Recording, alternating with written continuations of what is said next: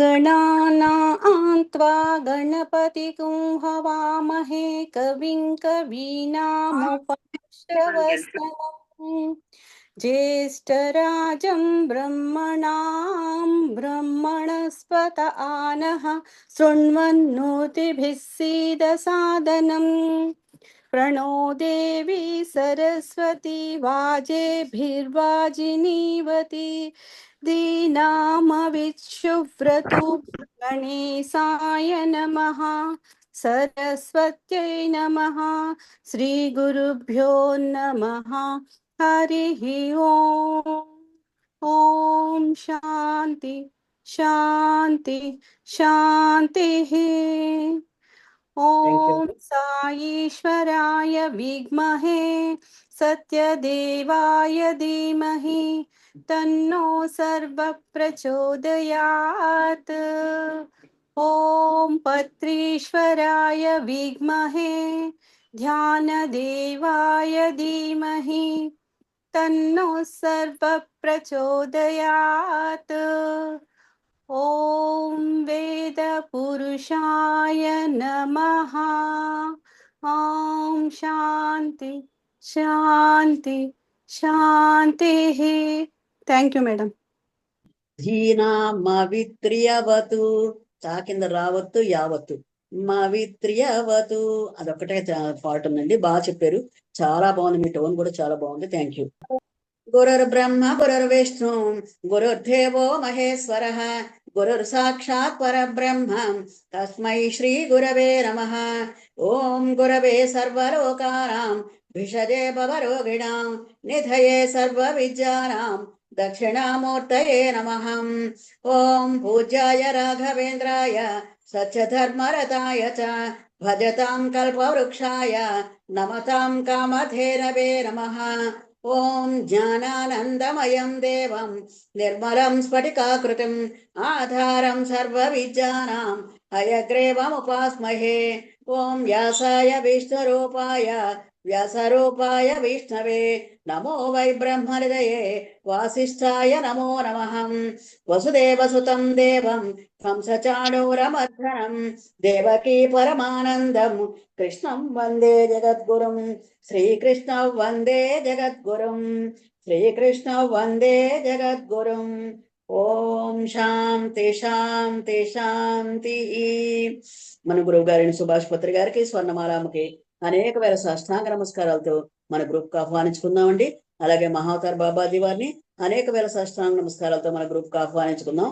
అలాగే సమస్త గురు మండలిని, సప్తర్షి మండలిని, సప్త చిరంజీవుల్ని అనేక వేల నమస్కారాలతో మన గ్రూప్ కు ఆహ్వానించుకుందామండి. అలాగే హాస్టల్ మాస్టర్స్ అందరినీ మన గ్రూప్ కు ఆహ్వానించుకుందాం.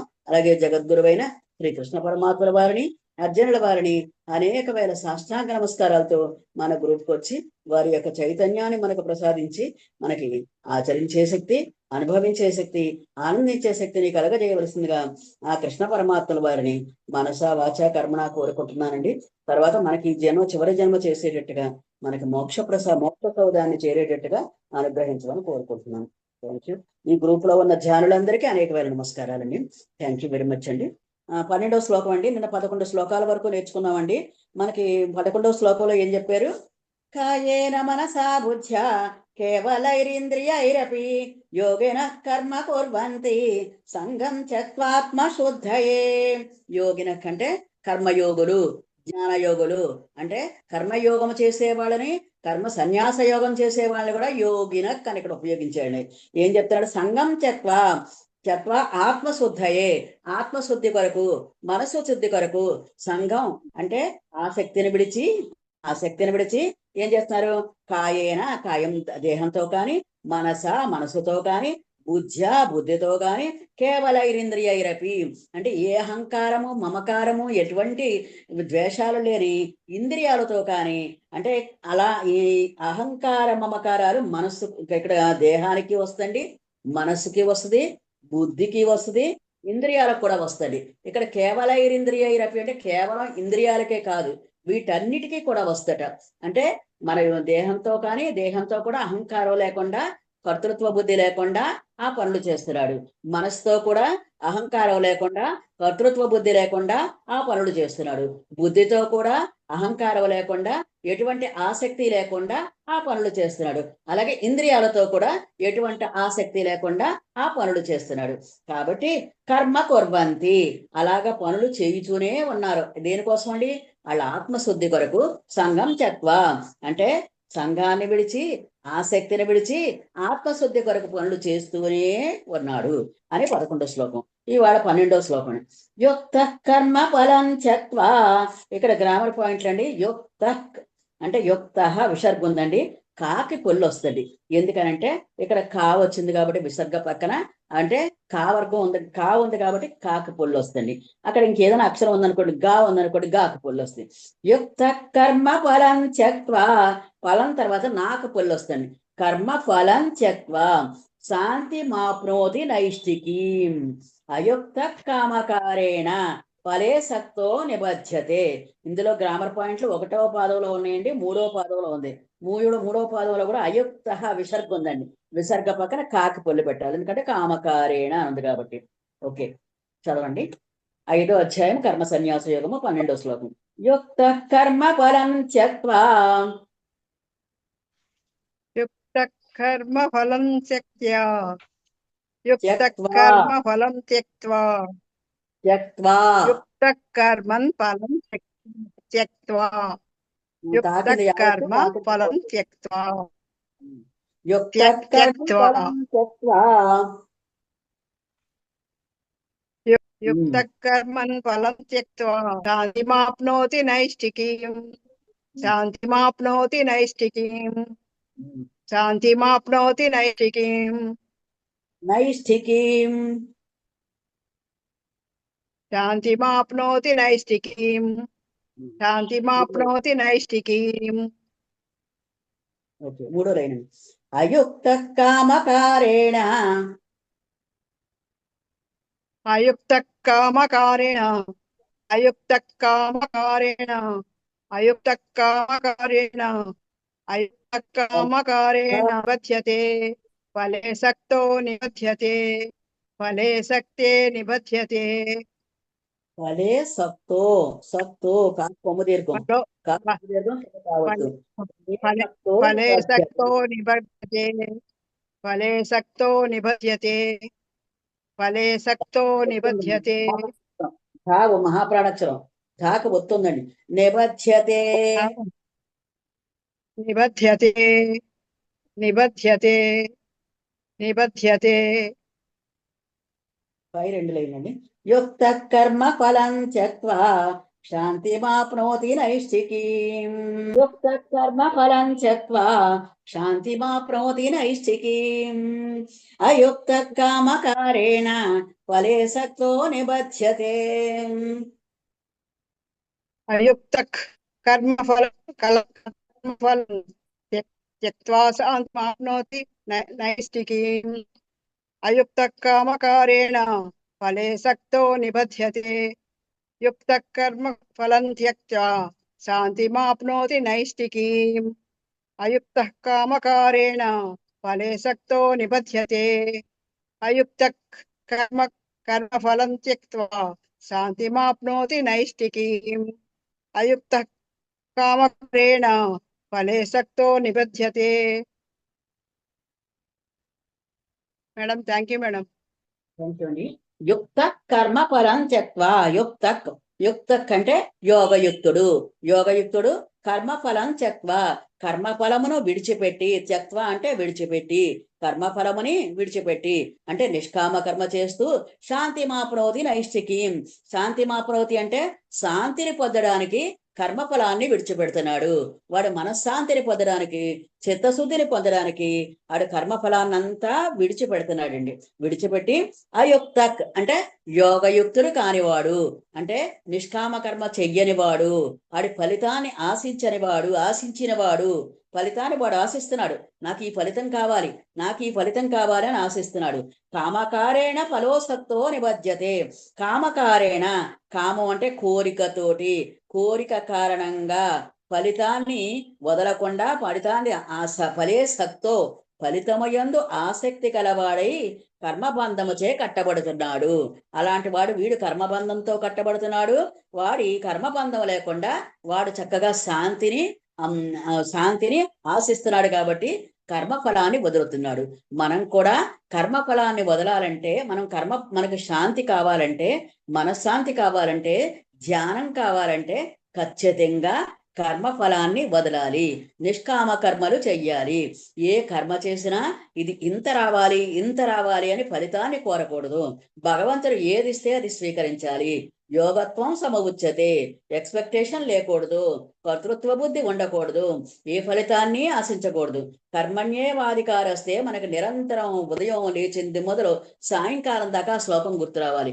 కర్మణ్యేవాధికారస్తే మా ఫలేషు కదాచన మా కర్మ ఫల హేతుర్భూహు మాతే సంగోస్త్వ కర్మణి. అంటే ఏ కర్మలకి మనం కారణభూతులు కాకూడదు. ఏ ఫలితానికి మనం కారణభూతులం కాకూడదు. ఒకవేళ కారణభూతులు అయితే మళ్ళీ కర్మలు చేయడంలో మనం ఉత్సాహం చూపము. కర్మలు ఎక్కువగా మనం చేస్తే మనకి చిత్తశుద్ధి కలుగుద్దండి. నిష్కామ కర్మలు ఎక్కువగా చేస్తే మనకు చిత్తశుద్ధి కలుగుద్ది. ఆలోచన లేని స్థితి కలుగుద్ది. అప్పుడు శూన్య స్థితి మనలో ఏర్పడుతుంది. శూన్య స్థితి ఏర్పడిందంటే మనం భగవంతుడిలో ఆత్మజ్ఞానాన్ని తెలుసుకోవడానికి ఈజీగా ఉంటది. కాబట్టి మనం ఖచ్చితంగా కర్మఫలమును వదలాలి. కాబట్టి పై లైన్లో కర్మఫలం వదిలిన వాడు శాంతిని తీసుకుంటున్నాడు, శాంతిని పొందుతున్నాడు. మరి కర్మఫలాన్ని వదలని వాడు ఏం చేస్తున్నాడు? కర్మబంధముచే కట్టబడుతున్నాడు. అంటే అహంకారం గాని, మమకారం గాని, పుత్ర వ్యామోహం గాని, బంధు వ్యామోహం గాని, సంపద వ్యామోహం గాని, కీర్తి వ్యామోహం గాని, ధన వ్యామోహం గాని, ఇంకా రకరకాల జ్ఞాన వ్యామోహం గాని, ఇలా ఏ వ్యామోహంతోటైనా కట్టబడిపోయి దానికి ఇలాగ బంధాల కింద ఏర్పరచుకుంటున్నామట. మన ఆత్మని 3 ప్రాకారాల్లో కప్పేస్తున్నాడు మనం. ముందేంటి? కారణ శరీరం అనే ప్రాకారంతో కప్పుతున్నామంట. తర్వాత రెండోది ఏంటి? సూక్ష్మ శరీరం అనే ప్రాకారంతో కప్పుతున్నామంట. మూడోది ఏంటి? సూక్ష్మ శరీరంతో కప్పుతున్నామంటండి. మనం ఆత్మను చూసే అవకాశం కనపట్టలేదు. ఎందుకంటే ఈ శరీరాల మీద బంధం, మమకారం మరి ఇవన్నీ ఉంచుకుంటున్నాం మనం. తర్వాత మన ఎమోషన్స్ మీద మమకారం, మన పుత్రుల మీద మమకారం, మన రక్తం మీద మమకారం, మన దేహం మీద మమకారం, మన జ్ఞానం మీద మమకారం, ఇలా రకరకాల మమకారాలతోటి ఇవన్నీ గోడలు ఏర్పరచున్నాం. ఎంత పెద్ద గోడలట! రాజుల కోటలకు ఉండే గోడలు మనం ఏర్పరచుకుంటున్నామంట. కాబట్టి ఆ గోడలు పగలగొట్టాలంటే మనకి ఏం చేయాలి? ఆత్మజ్ఞానం అనే కత్తి కావాలి. ఆత్మజ్ఞానం అనే అగ్ని కావాలి. అగ్ని కావాలంటే మనం ఏం చేయాలి? ధ్యానం చెయ్యాలి. అంటే మనం ముందు మనస్సు చిత్తశుద్ధి పొందితేనే ధ్యానం అనేది వస్తుంది. చిత్తశుద్ధి ఎలాగో జరుగుద్ది? ఖచ్చితంగా కృష్ణ పరమాత్మ చెప్తున్నాడు, ముందు కర్మ చెయ్యండి, నిష్కామ కర్మలు చెయ్యండి. ఆ కర్మలు చేయడం ద్వారా యజ్ఞము, దానము, తపస్సు, శ్రద్ధాత్రయ విభాగంలో ఎంత చక్కగా చెప్పాడో. యజ్ఞము, దానము, తపస్సులు కూడా మరి రాజసిక యజ్ఞము, తామసిక యజ్ఞము, సాత్విక యజ్ఞము, ఈ 3 యజ్ఞాలు ఉంటాయట. ఈ 3టికి దాటిని యజ్ఞం చేయమని చెప్తున్నాడు. అంటే పరమాత్మకు సంబంధించిన యజ్ఞాలు చేయమంటున్నాడు. అలాగే దానం కూడా మనం దేన్ని ఆశించకుండా రాజసిక దానము, తమోగుణ దానము, రజోగుణ దానము, మరి సాత్విక గుణదానము. రజోగుణ దానం నేను ఇస్తున్నానని అహంకారం ఉంటుంది. తమో గుణం అంటే వాడిని 2 తిట్టి ధ్యానం ఇస్తాడు. మరి సత్వగుణం అంటే ఏంటి? మరి శాంతంగా ఇస్తాడు. ఇంకా నిర్గుణం అంటే వాడు ఏమీ లేకపోయినా సరే వాడిని చూసి, వాడు అవసరాన్ని చూసి వెంటనే గుర్తించి తెచ్చేవాడు. అది నిర్గుణ దానం అనమాట. యజ్ఞము, దానము, తపస్సు వాచిక, అది మా దేహ తపస్సు, శరీర తపస్సు, వాచిక తపస్సు, మనో తపస్సు. శరీర తపస్సు అంటే ఏంటి? పెద్దవాళ్ళని చక్కగా మనం గౌరవించడం, వాళ్ళకి శుశ్రూష చేయడం శరీర తపస్సు అంటే. మరి వాచిక తపస్సు అంటే ఏంటి? మనం వాక్కుతోటి అనుద్వేగకరం వాక్యం సత్యం ప్రీహితం చేయత్ స్వాధ్యాయాభ్యాసనం చైవ వాంగ్మయం తప ఉచ్యతే. ఉద్వేగం లేకుండా ప్రియంగా, సత్యంగా, వాడి మనసు నొప్పించకుండా మాట్లాడడం నేర్చుకుంటాం. ఈ వాక్కు అనేది చాలా జాగ్రత్తగా వాడాలి. వాక్కు కత్తి లాంటిదటండి. అందుకని వాక్కును ఎప్పుడు అవసరమైతే అప్పుడే ఉపయోగించాలట. అందుకే మనం మౌనం పాటిస్తే మనకి ఆంతరింగక మౌనం వల్ల ఆంతరింగక శక్తి ఎక్కువ వద్దటండి. అంచేత ఖచ్చితంగా మన గురువు గారు వారానికి ఒక్కరోజైనా మౌనం పాటించమని చెప్పారు. రమణ మహర్షి ఎన్నో సంవత్సరాలు మౌనం పాటించి ఎంతో మందికి ఉపదేశాన్ని అందించారు. ఎలా అందించారండి? టెలిపతి ద్వారా అందించారండి. టెలిపతి ద్వారా ఎంతో మంది బ్రఫెల్, పాల్ బ్రింటన్, ఇలాగ కొంతమంది సైంటిస్టులు వచ్చినప్పుడు, వాళ్ళు స్పిరిచువల్ సైంటిస్టులు వచ్చారండి కొంతమంది యుఎస్ నుంచి అదిని వచ్చినప్పుడు, వాళ్ళందరికీ ఈ ధ్యానం ద్వారానే, టెలిపతి ద్వారానే వాళ్ళకి ఉపదేశాలు ఇచ్చారు. మనం ఈ వాక్ ఒకటే అనుకోకండి, మనం టెలిపతి ద్వారా కూడా ఉపదేశం ఇచ్చేవారు పూర్వం గురువులు. వాళ్ళు పూర్వం లిపి అనేది లేదండి, లిపి అనేది వ్యాస భగవానుడు వచ్చే కానీ లిపి ఉంది, కాబట్టి టెలిపతి ద్వారా కూడా ఉపదేశాలు ఇచ్చారు. ఒకసారి చంద్రశేఖర సరస్వతి స్వామి వారు 65వ పీఠాధిపతి, నడిచే దేవుడు అని చెప్పాను కదండి, ఆయన ఒకసారి ఇలాగా పల్లకీలో ఒక చోటకి వెళ్తున్నారట. వెళ్తుంటే కుర్రవాడట ఆకతాయిగా ఏం చేసేటటండి, ఆ పల్లకీ మీద అటు పరిగెట్ట ఇటు పరిగెట్ట చేసి పల్లకీ నుంచి పరిగెడుతుంటే, స్వామివారు పల్లకీ బోయిలు అక్కడ ఆపితే ఆ దిగుదామని కాలు కింద పెట్టారట. కాలు కింద పెడితే అతని ఈ పిల్లవాడి శిరస్సుకు తగిలిందంట. శిరస్సుకు తగలగానే ఆయన ఆశ్చర్యపోయి అప్పుడు ఆ పిల్లవాడి దగ్గరికి పిలిచి, నాతో కొన్నాళ్ళు ఉంటావా అని అడిగారట. అలాగే స్వామి అని ఆ పిల్లవాడు స్వామి వారితోటి కొన్ని సంవత్సరాలు ఉన్నాయటండి. ఉన్నాక అతను ఒక పెద్ద మహాయోగయి, ఎంతో మంది అయ్యప్ప భక్తులకు దీక్షిచ్చి, గురు దీక్షిచ్చి, చక్కగా వాళ్ళందరినీ లక్షల మంది భక్తుల్ని కేరళ ఇలా అయ్యప్ప స్వామి భక్తులుగా చేర్చాడట, కేరళ పంపించేట. అతను గొప్ప మహాస్వామి అయ్యేట. ఆయన ఎప్పటికీ చెప్పుకుంటాడు కేరళలో, నేను చంద్రశేఖర సరస్వతి స్వామి వారు తలకి యాదృచ్ఛికంగా పడిన ఆయన పాదం నా శిరస్సు మీద పడింది కాబట్టి నేను ఇంతటి అదృష్టవంతుడయ్యాను. అంచేత గురువులు కల్పించినప్పుడు మనం అందుకే ప్రణిపాతము తద్విద్య ప్రణిపాతేన పరిప్రశ్నేన సేవయ ఉపదేక్షంతి తే జ్ఞానం జ్ఞానిన సత్వదర్శన. అంటే దీని అర్థం ఏంటంటే, మనకి ప్రణిపాతం సాష్టాంగ నమస్కారం చేసినప్పుడు మన తల గురువుల పాదాల మీదకి వెళ్ళినప్పుడు అండి, గురువుల అనుగ్రహం సంపూర్ణంగా, వాళ్ళ ఎనర్జీ మనకు సంపూర్ణంగా వస్తుందండి. కాబట్టి ఈ ఎనర్జీ అనేది విశ్వమంతా ఉందండి, కానీ గురువులు శక్తిపాతం ద్వారా ఆ ఎనర్జీని మనకు పంపినప్పుడు మనకు విపరీతమైన ధారాపాతమైన ఎనర్జీ వస్తుంది. కాబట్టి ఎవరైనా గురువులు కనిపించినప్పుడు ఖచ్చితంగా ప్రణిపాతము, తర్వాత పరిప్రశ్న, సేవ, ఉపదేశం తీసుకోవడం, ఇవన్నీ మనం ధ్యానంలో కనిపించినప్పుడు కూడా మనం ఈ విధంగా గురువును సేవించాలని కృష్ణ పరమాత్మ చెప్పాడండి. అంటే అర్జునుడికి తెలియక కాదు, మనలాంటి వాళ్ళకి నేర్పడానికే ఆ తద్విద్య ప్రణిపాతైన పరిప్రశ్న సేవయ్య ఇలాంటివన్నీ చెప్పాడు. తర్వాత ఎలా చెప్పాడు, విద్యా వినయ సంపన్నే బ్రాహ్మణే కవిహస్తిని సునిచైవ స్వపాకేచ పండితా సమదర్శన. ఎవరిని చూసినా సరే ద్వేషభావం లేకుండా, అంటే పండితులైన, గోవైన, తర్వాత హంసైన, తర్వాత కుక్కైన, తర్వాత పంది మాంసం తినే చండాలుడైనా సరే అందరినీ సమానంగా గౌరవించడం నేర్చుకోవాలి. అందరిలో ఉన్న ఆత్మ పరమాత్మే, కాబట్టి ఆ పరమాత్మను మనం గౌరవించడం నేర్చుకోవాలి, కానీ శరీరాన్ని కాదు, నీ గుణాలను కాదు అని ఇక్కడ చెప్తున్నాడు. కాబట్టి ఇక్కడ ఎవరి గుణాలు వాళ్ళకే ఆ జ్ఞానాన్ని నేర్పుతాయండి. మంచి గుణాలు ఉన్నవాడు ఏం చేస్తాడు, శాంతి పొందుతాడు, నెమ్మదిగా వాడు మోక్షానికి అర్హుడవుతాడు. మరి ఈ నిష్కామ ఫలితం, నిష్కామ కర్మలు చెయ్యని వాడు, ఫలితాన్ని ఆశించని వాడు, ఫలితాన్ని ఆసక్తితో చూసేవాడు, వాడికి ఏం చేస్తాడు, కర్మబంధంలో కట్టుబడతాడు. ఈ కర్మబంధంలో కట్టుబడి మళ్ళీ అనేక జన్మలు కర్మలు తీసుకుంటూ పునరపి జననం పునరపి మరణం, అలాగా జననం తీసుకుంటాడు, మళ్ళీ చస్తాడు, మళ్ళీ పుడతాడు, మళ్ళీ చస్తాడు, మళ్ళీ గర్భస్థ నరకం అనిపిస్తాడు. ఈ కడుపు పిండంలో ఉన్నప్పుడు పిండం చాలా నరకం అనిపిస్తట. తల్లి యొక్క గర్భంలో ఉన్నప్పుడు పిండం ప్రశాంతంగా మట్టుకుంటదటండి. ఆహారం గురించి కానీ, అక్కడ మలం గురించి, మలమూత్రాదుల్లో దొర్లి నానా రకాలుగా బాధలు పడదట. అబ్బా ఇలాంటి నరకం వద్దురా భగవంతుడు అనుకుంటామంట. మళ్ళీ భూమి మీదకి వచ్చాక అవన్నీ మర్చిపోతాం. తొలి శ్వాస తీయగానే 200 క్రియలు మనలో జరుగుతాయి. జరగగానే మొత్తం అంతా ప్రపంచం అంతా మర్చిపోయి ఈ ప్రపంచం అన్న మాయలో ఉండిపోతామండి. అంతవరకు మనకి భగవంతుడితో మనం డైరెక్ట్ గా అనుసంధానం అవుతూనే ఉంటామండి. ఎప్పుడైతే తొలి శ్వాస తీసుకున్నామో భూమి మీద, వెంటనే ఇవన్నీ మర్చిపోతామటండి. తర్వాత ఇక్కడ యోగయుక్తుడు, ఇక్కడ యోగయుక్తుడు, నిష్కామ కర్మయోగి అంటే కర్మయోగాన్ని ఆచరించేవాడు అని అర్థం అండి. కర్మఫలము, కర్మల యొక్క ఫలమును త్యక్వా విడిచిపెట్టి నైష్ఠికీం ఆత్మనిష్టా సంబంధమగు శాశ్వతమైన శాంతి మాప్రోతి శాంతిని పొందుతున్నాడు. అయుక్త యోగయుక్తుడు కానివాడు, ఫలాపేక్షతో కర్మలు చేయువాడు, కామకారేణ ఆశ యొక్క ప్రేరణ చేత, కామం ఎందుకని అంటే ఆశ ఉండడం వల్లే, వాడికి దురాశ ఉండడం వల్లే, ఇంకా ఇంకా కావాలి అన్న ఆశ ఉండడం వల్ల ఏం జరుగుతుంది, ఫలే కర్మఫలమందు సక్త ఆసక్తి కలవాడై నిబధ్యతే అంటే కర్మబంధములో కట్టుబడుచున్నాడు, కర్మబంధాన్ని ఏర్పరచుకుంటున్నాడు. మన ఆత్మ చుట్టూ ఈ గోడలు ఇంకా చాలా గట్టిగా ఏర్పరుస్తున్నాడు. అంటే మనకి కారణ శరీరంలో ఏర్పరుస్తున్నాడు, తర్వాత ఏమో సూక్ష్మ శరీరంలో ఏర్పరుస్తున్నాడు, స్థూల శరీరంలో కూడా గట్టి గోడలు ఏర్పరుస్తున్నాడు. మందంగా ప్రతి జన్మకి పేర్చుకుంటూ దాన్ని ఇంకా మట్టి పూసి మట్టి పూసి మట్టి పూసి దాన్ని మందంగా తయారు చేస్తున్నాడు. తయారు చేస్తే ఎప్పుడో మన గురువు గారు లాంటి వచ్చి మనకి ఈ జ్ఞానాన్ని బోధించాక మనకి ఈ జ్ఞానం వచ్చింది. కాబట్టి గురువు గారికి అనేక వేల ధన్యవాదాలండి.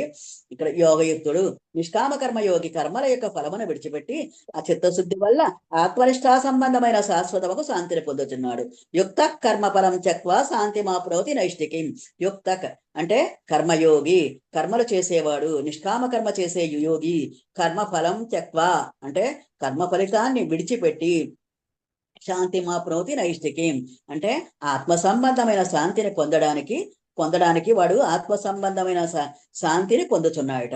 అయుక్త అంటే అట్లు చెయ్యని వాడు కామకారేణ ఆశతోటి ఫలేశక్తే ఫలితాన్ని ఆసక్తి కలవాడై ఫలితమయందు ఆసక్తి కలవాడై నిబధ్యతే కర్మబంధములో కట్టుబడుచున్నాడు, కర్మబంధానికి కట్టుబడిపోయేటట్టు. అంటే ఇక్కడ బంధమునకు కారణము ఆశ అని, మోక్షమునకు కారణము ఆశారాహిత్యమని ఈ శ్లోకమున స్పష్టముగా తెలుపబడింది. బంధానికి కారణం ఏంటంటే ఈ బంధాలు ఏర్పరచుకోవడానికి ఆశ, దురాశ, ఇంకా పేరాశ, ఇంకా ఇలా రకరకాల ఆశలు. అంటే ఆశ అంటే మామూలు గోడే, కానీ దురాశ అంటే ఇంకా గట్టి మందం గల గోడ, పేరాశ అంటే పెద్ద మహారాజులు ఏర్పరచుకునే కోట గోడలు అనమాట. అలాగే ఏర్పరచుకుంటున్నామటండి. బంధమునకు కారణం ఆశ అని, మోక్షమునకు కారణం ఆశారాహిత్యమని. అంటే అక్కడ ఆశారాహిత్యము ఎటువంటి గోడలు ఏర్పరచుకోవట్లేదు, మనకి అసలు ఏ కోరిక లేదు. లేనప్పుడు ఏం జరుగుద్ది? ఎటువంటి గోడలు మనలో ఏర్పడవండి. మన ఆత్మని ప్రశాంతంగా స్వేచ్ఛగా ఉంచగలుగుతున్నాం. ఈ శ్లోకమున స్పష్టముగా తెలబడింది. ఫలాపేక్ష లేక కర్మలు చేయవానికి చిత్తము నిర్మలమగుటచే ఆత్మనిష్ట ఉదయించి శాశ్వతముకు శాంతి లభించుతున్నది. ఫలాపేక్ష లేక కర్మలు చేయవానికి, ఫలాపేక్ష లేకుండా కర్మలు చేసేవాడికి చిత్తము నిర్మలమగుటచే ఆత్మనిష్ట ఉదయించి శాశ్వతముకు శాంతి లభించుతున్నది. దీనిని బట్టి కర్మయోగము జ్ఞానయోగము రెండును ఆత్మశాంతి అనే ఫలమును కలుగ చేయుచున్నవి. ఇక్కడ కర్మయోగము కర్మ సన్యాసము రెండూ కూడా ఏం జరుగుతుందండి? మనకి ఆత్మనిష్టే కలుగుతుంది. కర్మయోగమేమియు తక్కువ కాదనియు దాని ఫలితము నైష్టికముకు ఆత్మనిష్ట చేయగలుగు పరమశాంతి అని ఈ శ్లోకమున స్పష్టీకరించబడింది. ఈ ఆశ లేకుండా అనేది చాలా కష్టం అండి. ధర్మరాజు గారు రాజసూయాగం చేశారటండి. చేసి అక్కడ రాజసూయాగం చేసి ఎంతో మందికి ఎన్నో దానాలు ఇచ్చారట. దానాలు ఇవ్వగానే అహంకారం పెరిగిపోయిందంట. పెరిగిపోయి కృష్ణ భగవానుడు చూసి, అయ్యా కేశవ, మరి మనం చాలా దానాలు ఇచ్చేమో ఈ రాజసూయాగంతో, ఇంకా నా పాపం అన్ని పటాపంచలు అయిపోయినట్టే, అలాగా ఇలాగా అని కృష్ణ భగవానుడితో అంటే కృష్ణ భగవానుడికి అర్థమైందట. ఈయనకి అహంకారం పెరిగింది, ఈ అహంకారాన్ని రూపుమాపాలి అనుకుంటులోకి అక్కడ ఈయన్ని తీసుకుని విహాళికి తీసుకుని బలిచక్రవర్తి పాతాళలోకానికి వెళ్ళాడట.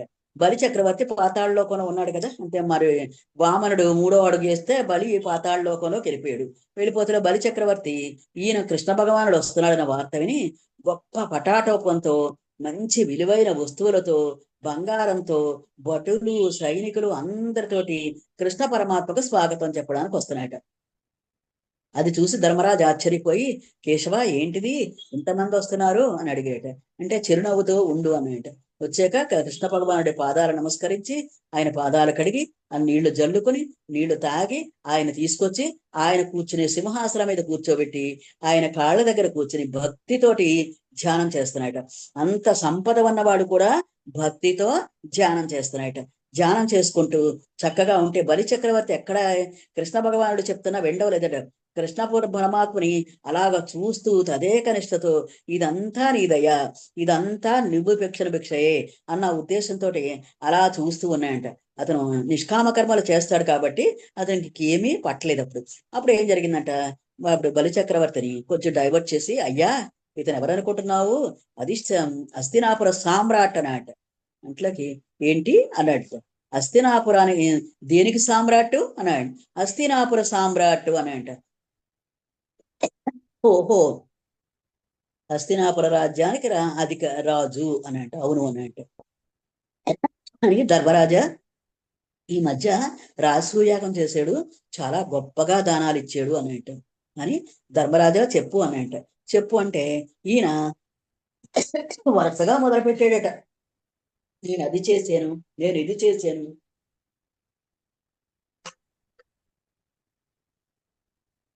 నేను ఎన్నో దానాలు చేశాను, అంతమందికి ఇచ్చాను, ఇంతమందికి ఇచ్చాను చెప్తులోకి చెప్పనిచ్చాడు. చెప్పనిచ్చానంట. మహారాజా నీకు సిగ్గు లేదా అని అడిగాడు. ఆశ్చర్యపోయాడు అందరూ. ఏంటే మీ రాజ్యంలో ఇంకా దానం తీసుకోవడానికి మనుషులు ఉన్నారా? మా రాజ్యంలో గుప్పుడు బియ్యం వేస్తే అది తినడానికి కూడా పిచ్చుకలు రావు, ఎక్కడికక్కడ సఫిషియెంట్ గా సమృద్ధిగా సంపద సమృద్ధిగా ఉంది, అంటే మా రాజ్యము సస్యశ్యామలంగా ఉంది అని చెప్పాడు పాతాళ రాజు. ఇదంతా ఏంటంటే ఉచితాలు ఇచ్చే కొలది జనాలు ఎగబడతారు, ఆశ పెరుగుతుంది. ఎవరు చెప్తున్నారని మనమే ఆశ క్రియేట్ చేస్తున్నాం. ఇప్పుడు మన గవర్నమెంట్ కూడా ఉచితాలు ఇస్తుంది. ఉచితాలు ఇస్తే అది ఎవరు తప్పండి?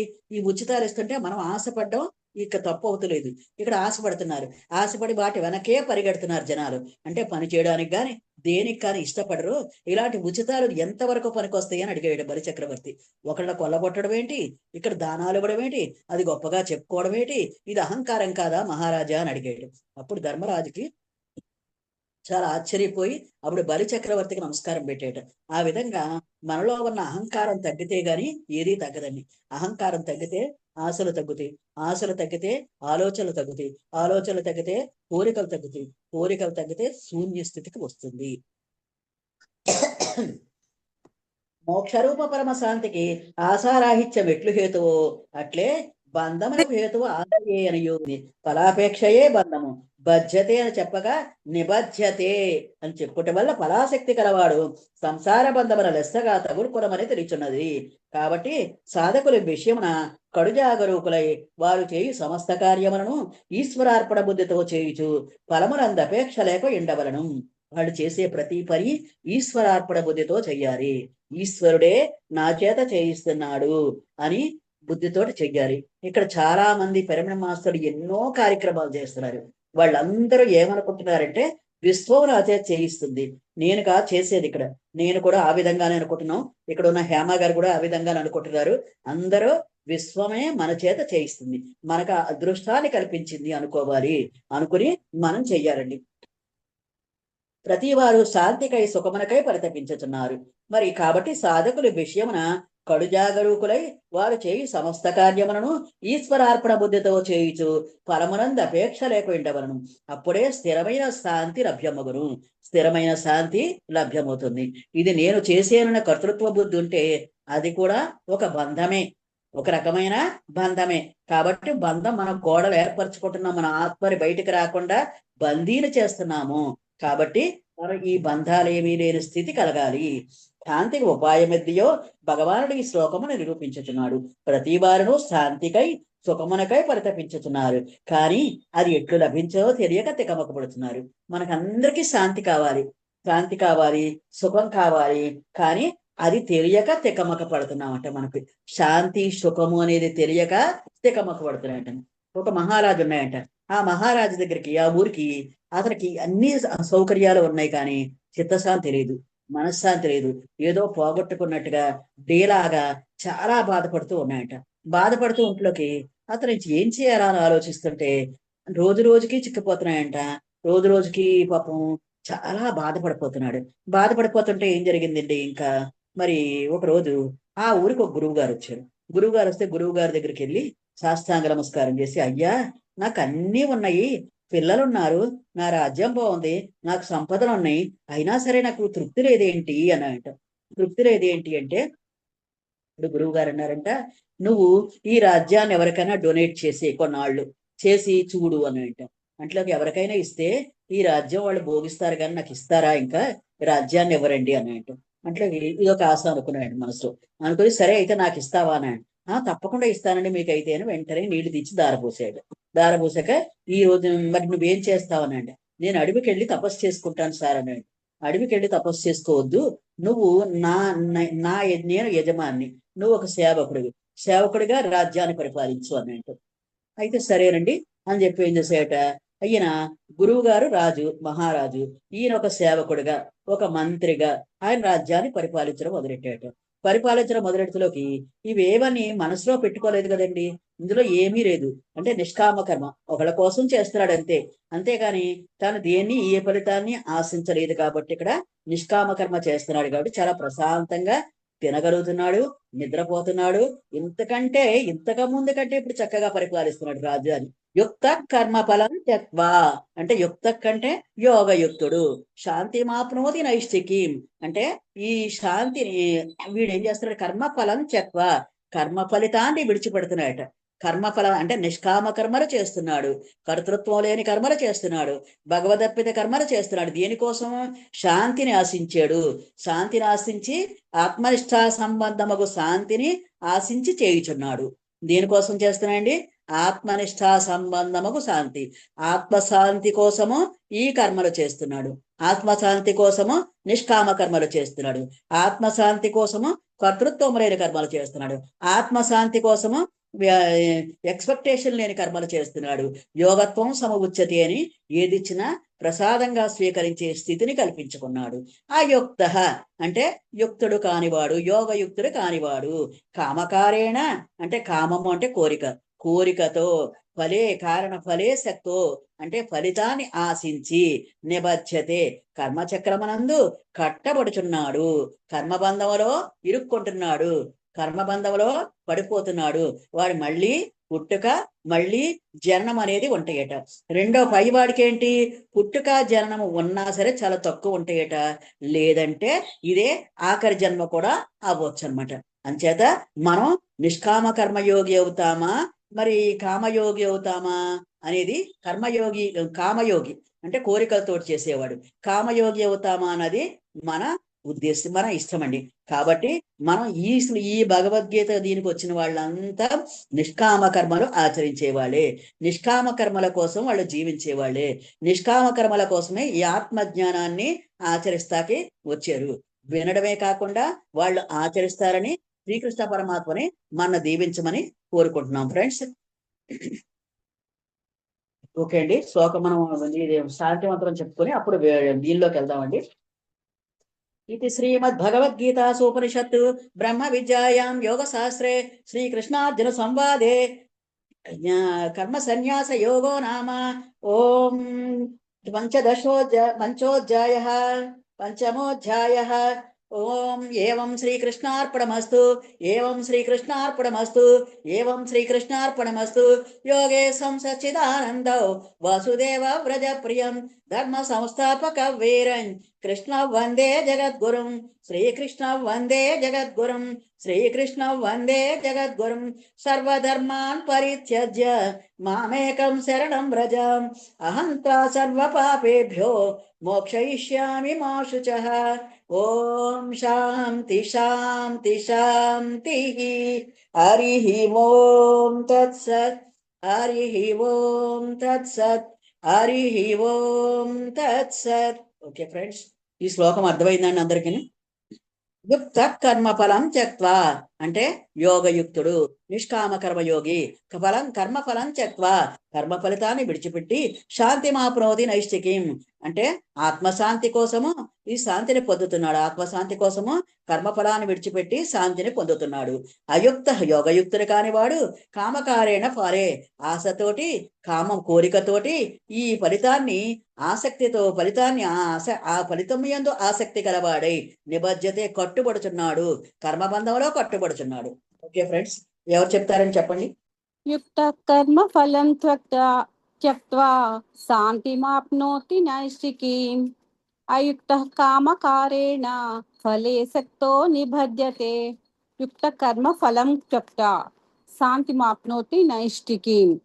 యోగయుక్తుడు కర్మల యొక్క ఫలమును విడిచిపెట్టి ఆత్మనిష్టా సంబంధమైన శాశ్వతమగు శాంతిని పొందుచున్నాడు. అయుక్త కామకారేణ ఫలేసక్తో నిబధ్యతే. యోగయుక్తుడు కానివాడు ఆశచే ప్రేరితుడై కర్మఫలం అందాసక్తి కలిగి బద్దడగుచున్నాడు. సుభాష్పత్రి గారికి, స్వర్ణమాలమ్మకి అనేక వేల సాష్టాంగ నమస్కారాలు. ఈ గ్రూప్ లో ఉన్న ఛానళ్ళందరికీ కూడా అనేక వేల సాష్టాంగ నమస్కారాలు.